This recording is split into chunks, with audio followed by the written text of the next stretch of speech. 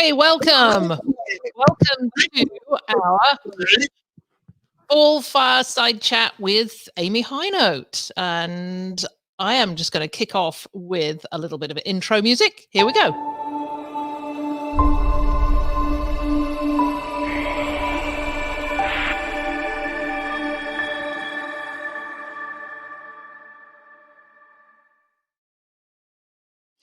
Well, this is Heather Bayer. I've got Amy Hinote with me today. We are just fresh off a discussion, or rather a webinar that we are going to have a little bit more discussion about, because I know many of you are listening to this on the podcast. And if I start going on about a webinar that we've just been talking about, you're not going to understand a word I'm saying. So we will be discussing this, but let me just say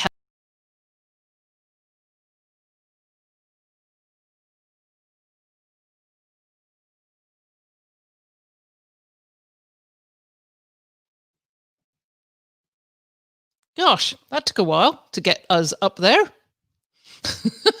Technology and all that. Hey, Amy, how are you doing? You have to take yourself off mute to do this. Hey, how are you doing? Multitasking is really not my thing right now. Yeah, this is live stream. Shall we go back and start that again? I think we can. Okay, we're going to talk about the webinar we've just finished with Amber. What was Amber's last name? I knew I was going to forget. Hurdle. I was thinking Amber Heard. Amber Hurdle. And we were talking about it's a 3-part webinar series that Amy's producing for VRM Intel, and this first 30-minute one was terrific. I absolutely loved it. And for those of you who are listening to the podcast, you can go to VRM Intel and you can find that download, and you can download the 3 half-hour webinars that is going on over 3 weeks. So yeah, run on over to VRM Intel and bookmark that so you can download that later. Amy, what do you want to talk about what Amber talked about right now, or do you want to really kick off, given that we're talking about women's development, the Women's Summit? Do you want to kick off with your big announcement? I do. Let's go ahead and jump into that. Okay, well, I'm going to play just a little bit of teaser music, because this makes me laugh. It makes me very, very happy, and it gives you a hint of what's to come.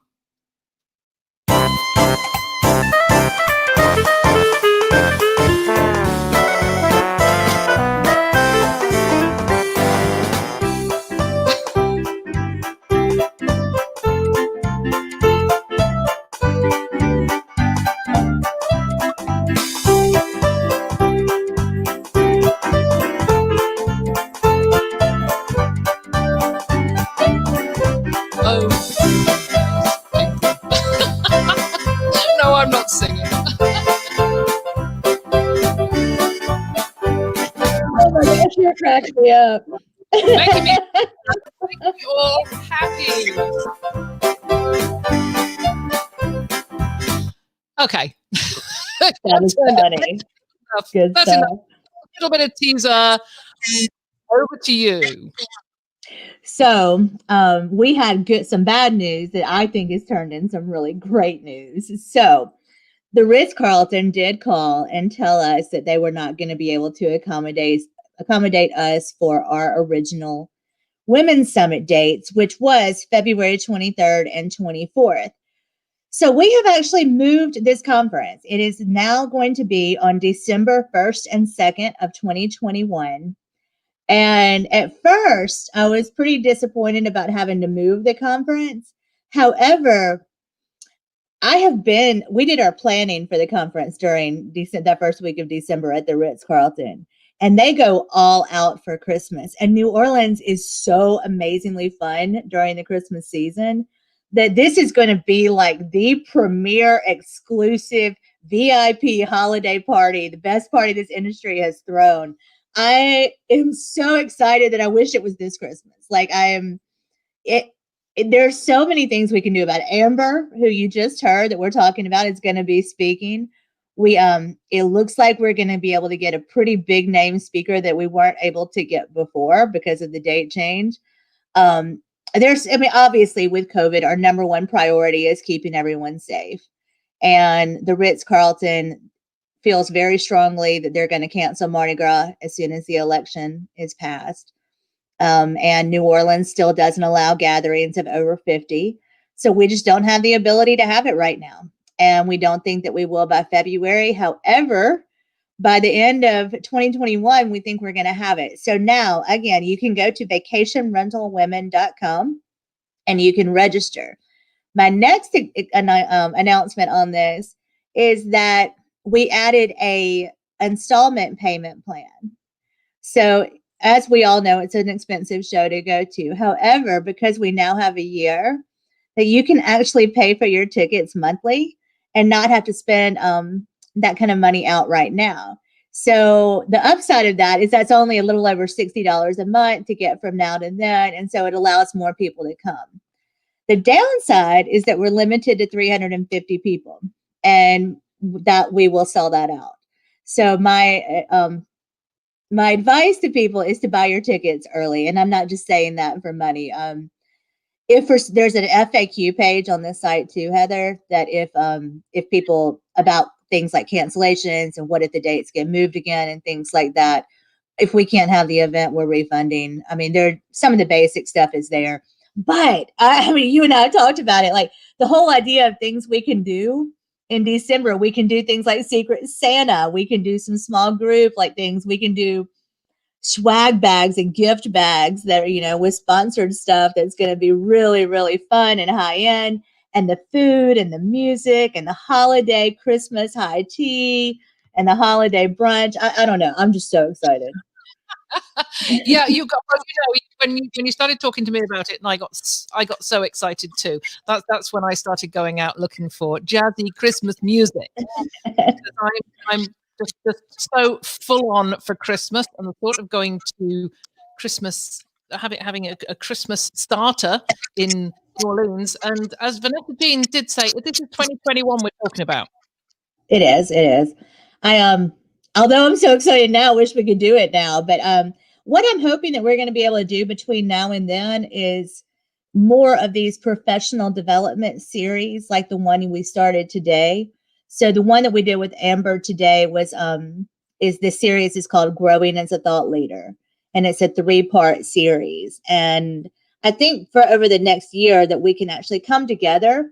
And some other people like Heather Wireman and Corinne were talking about the idea of putting together some small groups along the way, some discussions and things that we can keep us really connected while we can't be together in person. I think we were all hoping that by February this wouldn't be a thing. That was a full year after our first hint that we had a pandemic problem, and so it's just we're just not there yet. And I think that the requirements, even if we were there, would take away from the intimacy of the event, the spacing requirements, the mask, just keeping what we would have to do on site to keep everyone safe is so strenuous that I think it would have taken away a lot of our fun in the process. So this is where we are. Yeah, but I was worried about it, and I was I'm just muted you for a moment, Amy, because we're getting a little bit of feedback. I was excited about February, but the borders aren't going to open. I am still longing to get to Gulf Shores for February, and I was thinking, well, even if I get to Gulf Shores, am I going to get to New Orleans? So totally selfishly, this is me. Yes, I am very, very happy that it has been transferred to December. So a couple of questions that have come up. Thank you so much for those of you who are commenting on this. This is absolutely great. We've got so many people on this live stream. The Green Lodge Aviemore says, hi from St Andrews, Scotland. New Orleans sounds amazing. Yes, you should come. And it's fantastic to see Heather. Oh, first time you've seen me. Well, I hope I'm not a disappointment. in the flesh, as it were. Although that just shows I learned nothing from 30 minutes listening to Amber, that I should even say that. I have a question, a couple of questions. Oh, one from Heather Brown says, are we required to pay for the hotel? I have a property in Baton Rouge, so I can drive in instead of paying. No, you're not required to pay for the hotel. In fact, some of the people stay in vacation rentals, short-term rentals in the city. You don't have to stay at the Ritz-Carlton. We do have a room block. The room rate is $249 a night, which quite honestly is a pretty decent deal for that hotel. And I can't believe they honored that room rate for the holidays, but whatever, I'm not going to question it right now. And I do see the other question from Deb on here, yes, Deb, it does transfer. However, with this move, you'll see that on the site too. I was going to contact you actually this afternoon, that if you want to keep them, you can. I will refund your tickets if those dates don't work for your group though. It's December 1st and 2nd, 2021. It's a Wednesday and Thursday. And the reason we moved it from Tuesday and Wednesday to Wednesday and Thursday, and you can thank IC&D's April Burns for this, is that the idea that some people come in a couple of days ahead to help us, and it's Thanksgiving weekend before. So we wanted Thanksgiving weekend to be completely over, so that people didn't have to miss any time with family, as that is getting more and more important to, I think, all of us right now. So most people will come in Tuesday. We'll do it Wednesday and Thursday, and then I'm sure several of us will stay for the weekend and hang out. Well, for one person who came to the original Vacation Rental Women's Summit, I'm definitely going to be there, and hopefully a couple of days early and a couple of days after as well. But yeah, I think it's going to be an amazing event. And I'd like, for those of you who didn't come to the first summit, Amy, can you just give a very brief, touch on what this is about, what it's like, because it is not your normal standard vacation rental conference. No, it's not. And it actually was different than I expected it to be. I actually didn't know what to expect when we first had it, but now I do. So now I'm really excited. It's not, there's not a vendor hall. It is an ecosystem event. So women who work in the vacation rental industry, whether they work in technology or property management, or as an individual host, or marketing, or anything like that, this is an ecosystem event. So it's a chance for a lot of people to get together on an equal playing field to have discussions about the industry. And I think that's one of the things that set it apart. There wasn't this us and them between vendors and managers, and there wasn't an us and them between hosts and managers. And I think at other conferences we've seen a little bit of segmentation around that. And this puts us all in the same room in the same discussions. The other thing is that when you take a lot of guys out of the equation, women are much more likely to raise their hand. They're more likely to speak up. They're more likely to have an engaging conversation. The majority of the vacation rental industry is made up of women. Almost 60% of people who work in our industry are women. So if we go to conferences where 70+% of speakers are men, we're not really getting the full picture. Like Amber was saying earlier in our thought leadership, it's not about men and women. It's about male energy and female energy. And there is, when female energy is brought to the table, it expands what we're able to how we're able to think about things and how deep we're willing to go. And I think that what we found at the Women's Summit was an event that was incredibly intimate. It was giving. Nobody was critical of anybody. There was just a real openness and willing to share, and a real support for each other. I was surprised by it. I don't know how you felt, but that's kind of what my takes were. And Christina, it's December 1st and 2nd. Yeah. Yes, it was such a very accepting atmosphere. I think anybody, for anybody who's never been to a conference before in this industry, this would be the first one to start with, because it is so accepting, and everybody's there from the people with one. In fact, there were people there with no properties who were thinking about getting into the industry. Jody Tidwell born, life-changing event, and made many good friends. Jody, I met you there, and we are firm friends now. and yeah, so what about keynotes, Amy? How can you beat last year's keynotes? I think I can. Let's just say, I'm not going to say anything else about it, but I think I can. Well, just for the benefit of those who weren't there, who were last year's keynotes? Last year we had Elizabeth Gilbert, who is the author of Eat, Pray, Love and Big Magic. And if you haven't read Big Magic, it's one of the best books for our industry, that's entirely not industry related. She's amazing. And we also had Lady Carnarvon, who is the Countess at Highclere Castle, which is Downton Abbey, which is the most sought after vacation home in the country. So it was interesting. She talked about authenticity, and I just, other than that, we had the great Leslie Preston from New Zealand, who I think is coming back, which in a very different role. She sold her company since then. And we had Tina Wayand from Verbo as keynotes. So I think we're going to be able to equal what we did last year, at least. That's all I'm saying. That's amazing. Can't wait. Cannot wait. Corinne's got to run. Let's start the countdown to December 1st, 2020 now. It's on. Absolutely. Well, this is, let's move on a little bit, and not segueing right out of the topic, but let's just have a brief review of what Amber talked about. And I'll tell you what was a couple of things that really came out to me was her very first thing that she said about going to the university. Learning about you, what makes you unique, and actually bringing that out, stepping into what you already are, not trying to make something that is that you're not, because what you are is perfectly good enough. And then she went on to talk about, she said, follow your breadcrumbs.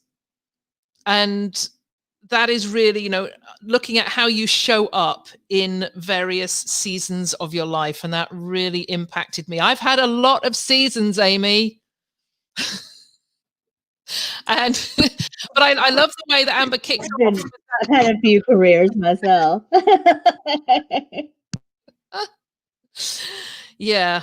So some of my seasons were short and unremarkable and unmemorable, except for me, and I'm glad they're gone. But many others, this becomes your story. And I think what came out of this very short session with Amber, which was a lot, is understanding and appreciating we all have an amazing story, and we should start there, go back and figure out what your story is.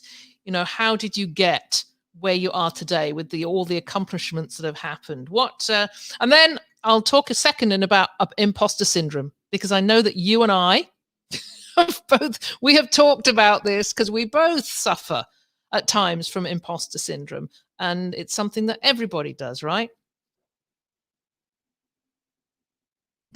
Yeah, no, I mean, I think you and I have had multiple discussions about it. We've been really down in the past. There are a lot of people who do what we do who don't seem to suffer with that.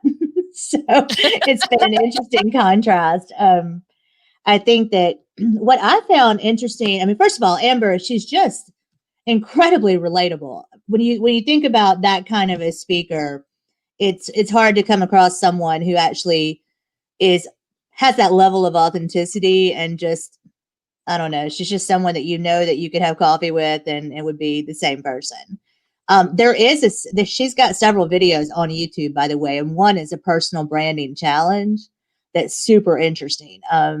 So she has other resources out there that are open and free. And so if you're interested in her, there's more there. She's also doing a Velvet Machete Leadership Academy in November that I'm actually going to take part in. And that's another thing coming her way on that. But I thought that it's that whole idea of our story it's not always easy to go back and look at, because some, like, a lot of my story wasn't successful. I mean, a lot of it was made up of a series of, I don't want to say failures, I don't know if that's the right word, but things that didn't turn out as planned. Whether it was a job loss, or I mean, I got fired from Kaiser Realty in Gulf Shores, and got divorced and lost my dad in 6 months. I mean, it was, things happen like that just changed the trajectory of your life. And so I think that the authenticity of it makes us a little bit less scared of sharing maybe the harder pieces too, and not just trying to look perfect all the time and look like everything that we've touched is turned to gold. Yeah. What else did you take away from that session, Amy? Yeah, I think the time piece for me, just because that's such a critical piece, like I definitely take way too much time trying to write something or put out content. And that's a big problem that I had. That whole idea of, okay, this doesn't have to be hard. Here are the things that you're asked about. You and I in particular, Heather, we're asked about the same things every day. We're asked about what's going on at Airbnb. Well, they don't know. Like, you know what I mean? Like, what's going on at Verbo? Is the consumer behavior issue, the COVID situation, like, and being able to look at those top 20 questions, picking out the top 4, and then for each one having 3 solutions, like intro, 3 points. I mean, it's so grade school stuff. We learned that in junior high when we were learning how to write an essay. And I've just, it's nice to go back and hear some of this and really think about how to apply it and save some time. The other thing, as far as like the idea of self-promotion being a bad thing, I think that instead of self-promotion, really, looking at what we're doing as providing a service, I think is important. And that's, I've struggled, this, with getting women to contribute to the magazine and getting women to write. So I cannot even imagine how much better the content in my magazine would be, or the content on vrmintel.com would be, if more of the women who are actually listening to this right at this moment would contribute, what they know. These are true experts, Heather. The women on here, like they know more about this space than 99% of the people in this industry. I've had so many of them on this show as well. And sometimes it's been a struggle to chase them down, and they don't want to come on because it's, I'm nervous about doing this. But when they do, first of all, I mean, talking to you it's just like having a conversation. It's like having coffee, but you make it really easy. But that's a really good segue to this. Like, there are places that people can, like, you and I, between the two of us, there are places that women can practice sharing. You've got a podcast and you're looking for people on. We do webinars and have panels and VRMintel live events, and that are regional, that people could speak in a regional setting. We also have vrmintel.com, which is really an easy place to contribute an article on marketing, customer service, housekeeping, technology, anything. Wendy Glover just sent one in, who's never written for us as a result of that post. And Wendy used to vet all of the technology platforms for all of the acquisitions that Wyndham used to undertake. And so it's one of the best articles I've ever had in the magazine. And I'm fast, so much so that I want to share it, earlier before it goes to print. But there's so many experts here, I think is what I'm trying to say. But the other thing for me always is the delegating piece, and that whole idea of not giving up as far as that time factor goes, not giving up the things that we don't have to do so that we can do the things we want to do. And I'm trying to learn how to do that. Yeah, but I mean, there's many people in this industry, and I talk to so many that I think, you guys have got some different level of time. You definitely have more than 24 hours in your day. And I want some of them. I'm amazed at how much, like, for instance, when we had that data conference, and we can talk about that later, but when a hurricane comes up, for instance, like when we had that, there was no option of saying, oh, I'm just going to give up and not go forward and do it later. Because how do you tell vacation rental managers who deal with hurricanes and fires and things like that all the time that you're going to chicken out of doing a conference during a hurricane? You can't. Like, I can't even say that with a straight face. Like, these people deal with this kind of stuff every single day, and they're not, you know what I mean? I can't justify being a wuss about it when they're not. But going back to the idea of the different places to contribute, just on myself alone, I've got VRM Intel. I have the VRM Intel Live regional events. We have the Women's Summit coming up. We have VRM Intel Magazine. And Heather and I have just, with Jody, recently launched a new site called secondhomehq.com. And this is for people who want to who are contributing thought leadership to homeowners and individual hosts. And so it's a new site that we're working on. Heather's been working on building out content on real estate and investing in the industry. And so we've got some new things to add there, but it's largely around design, real estate, investing, customer service, marketing, technology. Those kind of things are still there, but geared towards the homeowner. So if that market is more your jam than the property manager, then that's a place that we would love to have your content as well. I mean, Heather, you've got opportunities on your end too. Yeah, we're starting a new podcast, which will be called Second Home HQ, or SHHQ. And it will be a little bit shorter than this one, which is usually lengthens out to about 50 to 55 minutes. They're going to be short, 25 to 30-minute episodes. And we're going to be interviewing realtors, mortgage advisors, investment advisors, and homeowners, people who've done this. And our target market here is those that are new to the industry, perhaps those people who haven't even bought their first home and are not sure, how to go about it and what to do when they've got this home, how to decorate it, how to put it onto the rental market. So I'm open to talking to anybody about that. I mean, Amber made a really good point that the industry is still really young. There are a lot of people coming into it. This COVID will be another transition point. There will be some legacy companies who have decided they don't want to do this anymore as a result of how difficult this year has been. And there will be new people coming in and taking advantage of a new guest, a larger number of travelers staying in vacation rentals. So looking forward, the industry is going to be at another big transition point in 2021. So there are a lot of new people coming in, and they don't, so for like what Amber was saying to the women today, is like, you may not think you're an expert, but you are. Like, and a lot of there's so many people coming in the industry that are just looking for information, and you work with this segment a lot, and they just crave, they just want good information, and they can spot it. People who invest in vacation rentals are not dumb. Yeah, these are people with enough money to buy real estate properties, enough business savvy to see the opportunity. So this isn't an uneducated group of people coming into the industry, but they're incredibly enthusiastic, and they can spot authentic content a mile away.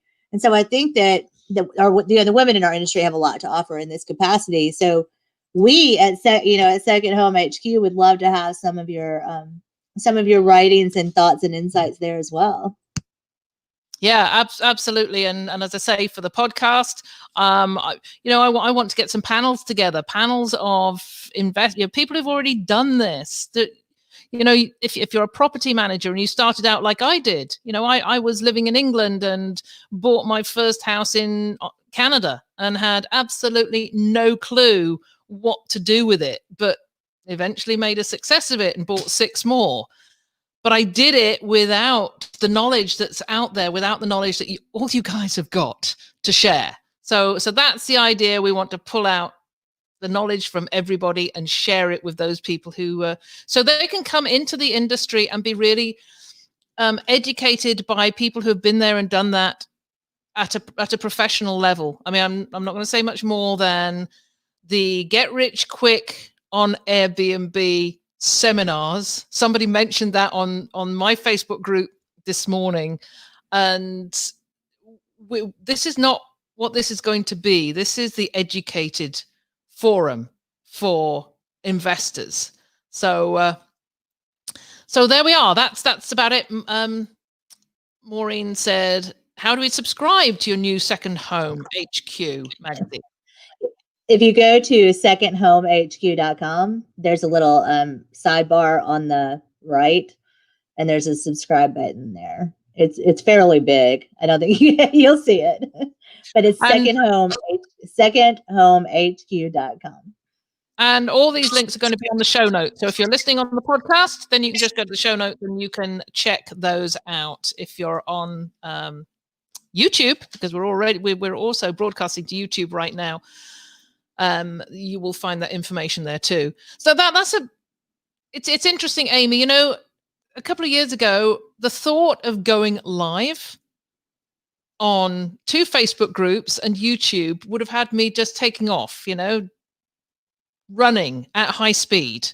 I didn't like being on video, and I have a tendency to lose my words, a little bit of having senior moments. What was that word? I don't care, just get it out there. If you've got it, we've all got it in us. So just get it out there and share it, because you guys have got such experience and knowledge, and we want it. We do, and we need it, actually.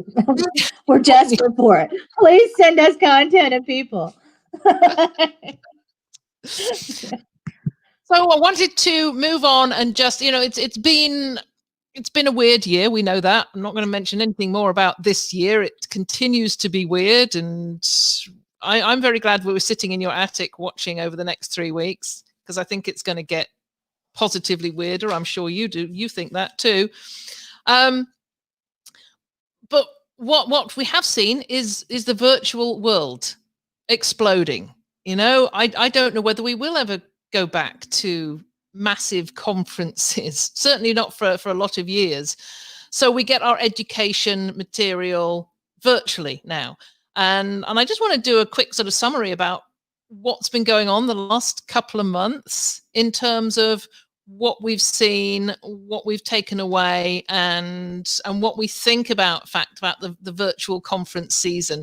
So I'm thinking in particular about your VR data and revenue management conference. There was the Book Direct show, which was recently. There was Antonio's Vacation Rental World Summit. That was just over this past weekend. There's the Host 2020 conference coming up. And then, of course, there's myriad other online virtual summits that are not related to vacation rentals, but you can learn a whole load of stuff from them. And I've been to a few recently and learned a lot. So I just want to hear from you, Amy, about how you feel about how virtual education is going in this business. It's a struggle. I've done 2 full conferences virtually now. I've learned. What's that? I said you're on everything. I don't think you've missed one yet, have you? I feel like I haven't, and I don't normally do it, which it's just hard. My go-to no answer. Everyone has. When you have that kind of like when you want to say no, you've got your script. My script before was about travel, that I'm scheduled to be somewhere else. I can't go to that. I'm not going to be able to make that. And now that they're not asking me to travel, I can't say no. But like, I'm going to learn how. But it's been fun though. Most of the other stuff I've done have been panels. I haven't done a lot of keynote type stuff. But the data conference was probably the most interesting to me. We tried some different formats there. It was a very long and intense show. That show, the Data and Revenue Management Conference, is really more of a curriculum. It's still, you can still buy it, by the way, but it's definitely, these were classes. These were not presentations. And I think that made a big difference there. We did do some fun stuff. We mixed it up with some battleground, kind of like really edgy, like 5-minute demos, with 5 property managers firing off questions. It's a lot of fun. But the biggest takeaway from the data conference was really this bridging of the hotel industry and the vacation rental industry on the revenue management, marketing, distribution side of the equation. I believe that we will see hotel flags coming in to take marketing and revenue management services, to provide those for hospitality managers and property managers. I think that we'll see that relatively quickly. There's a lot of good that's coming with the hotel industry, coming into the industry on the marketing side.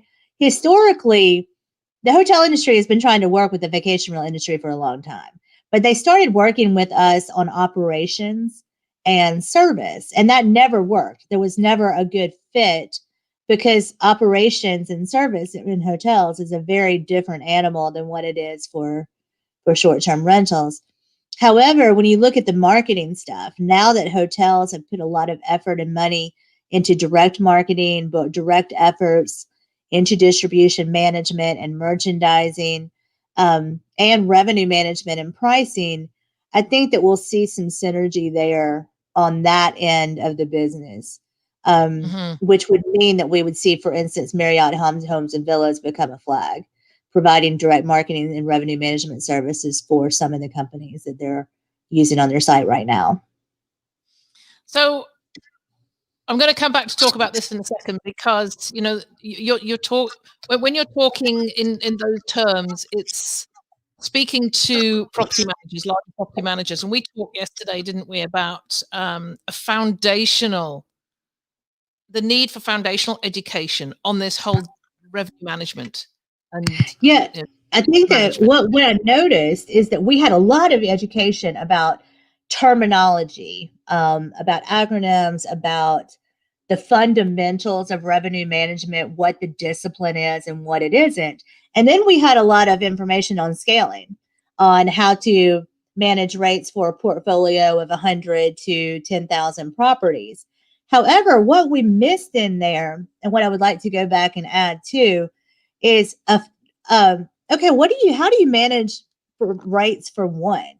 How do you take this data and these fundamentals and RevPAR and ADRs and occupancy rates, and how do you take all of this information that we're learning about and actually change pricing throughout the year based on certain circumstances for one property, for one condominium, or one 8-bedroom home in Colorado, or one beach cabin, really taking that whole idea and actually applying it to a small set of inventory to show how that works. I think we missed that step.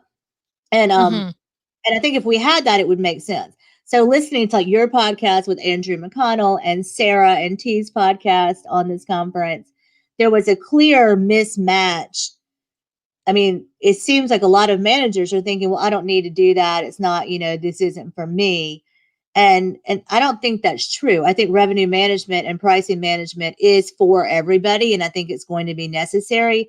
But I think that we missed a real opportunity to show how to change pricing for one property and really kind of drive through an entire year of what that would look like. And we need to add that back in. I think that's something that sort of lends itself into Second Home HQ perfectly, because you've got people who are coming into that with the one property. You teach them that at the very outset, and then as they grow their businesses, they scale, they're going to take that information and it will scale with them. Yeah, I agree with you on that. I do.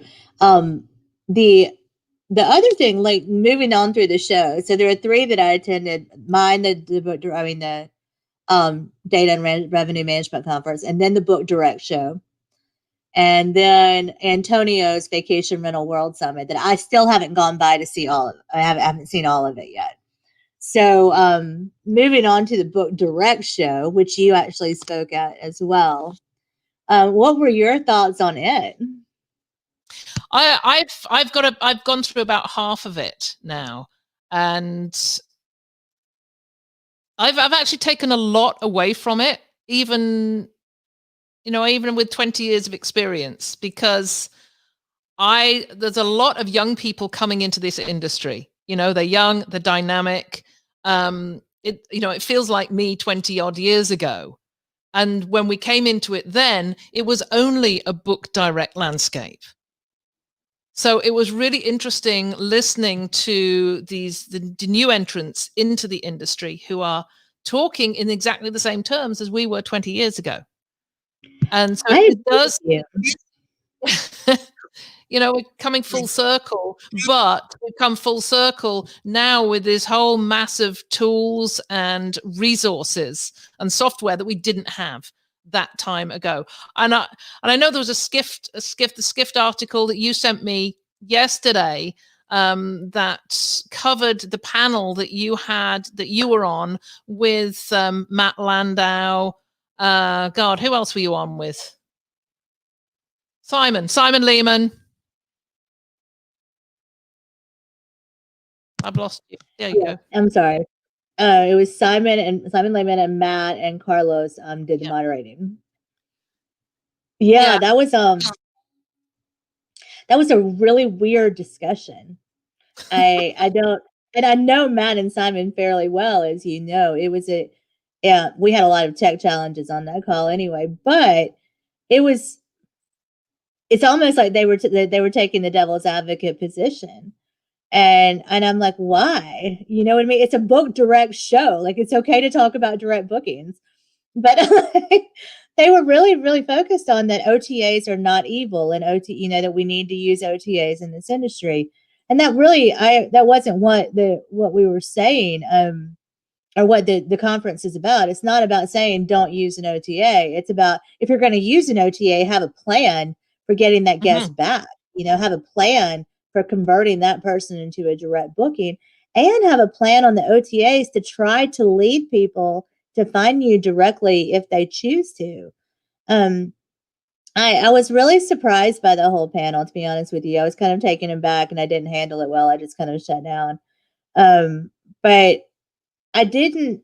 So the panel, the title of it, they set it up to be a fight, and it was OTAs. It said something about the power of OTAs versus the glory of direct bookings, I think was what the title they gave it. But it was very much it's either or. Yeah, and it's not either or. It's really not. I do think that Matt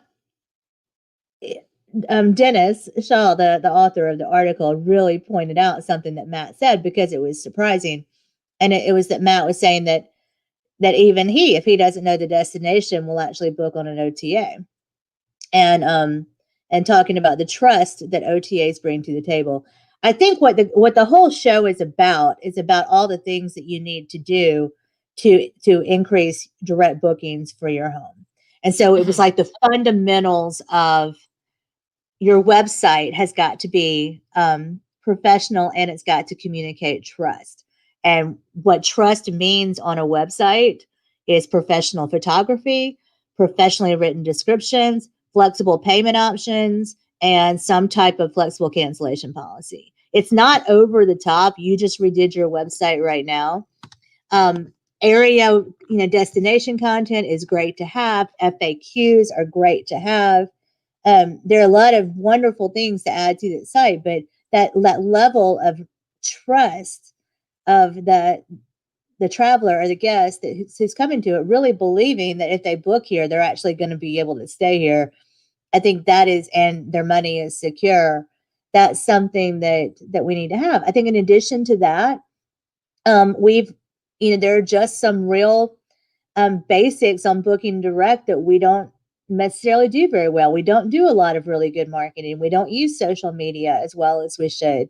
And most of the people that are looking for vacation homes are also on social media. So there are opportunities there. I think what happened was going on with Google is going to change everything next year. I think what's going on with Airbnb is going to change everything next year. And so 2021 is going to be one of those roller coaster rides in marketing. And so establishing direct booking, establishing repeat guests right now is really important. I think the other thing that was the drive-to market that, a lot of people at that Book Direct show and at Antonio's show were talking about, that most of our guests are coming from drive-to, areas. And if they're driving, and that's the target market, you don't need booking.com to reach a drive-to market. There are really great target marketing, strategies for geo-targeting, and Jody is probably one who could speak to that. And I think IC&D just did one earlier today that I'm sure the recording is available at VRMA, that they did a webinar today. I'm sorry. The Vacation Rental Managers Association hosted a webinar today about target marketing. So geo-targeting is not overly difficult, and it's not nearly as expensive as some of the other marketing things that are out there. So I guess from my perspective, that Book Direct is really about not just that it's better to get direct bookings, because we all know it is. It's also that you have to do that to protect your business going forward, because you don't know that you're going to be able to use Airbnb in 2021. You don't know that they're not going to do some stupid stuff that doesn't allow you. Actually, you can be pretty sure that they're going to do some stupid stuff that's going to make it difficult to work with Airbnb. You can be reasonably sure, you know what I mean, that OTAs will have some ups and downs this year in their policies, because this is a bad time for them. And they have a lot. Booking.com, my gosh, they just canceled their demo day with me for Thursday, and they ended up not showing up for a panel at the World Summit. I don't know what's going on at Booking.com, but for them to just say we don't have anyone who can give a webinar, a demo, that's when that they signed up for a month ago. That's weird. So I don't, unless do you have any insight into Booking.com right now? I have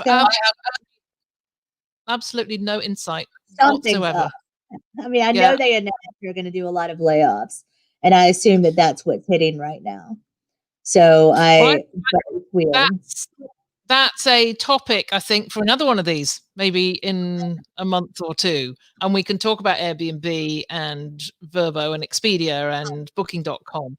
But we are coming to the top of the hour, and we're going to have to wrap this one up. I've loved this, Amy. This has been such a great day to spend listening to Amber, and then having a chat with you, and the two announcements, the one about the Vacation Rental Women's Summit in December 2021, and I'm not going to play out with the. Maybe I should play out with Jingle Bells again, and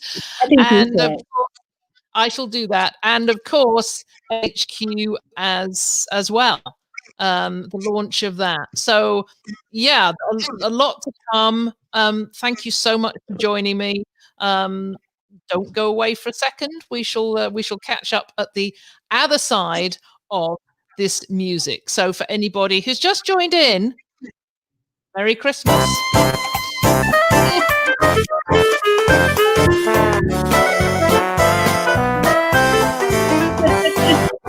Love it.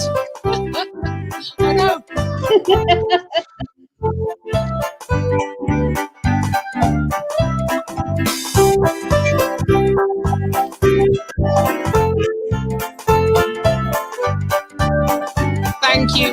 Amy, thanks very much for joining me. It's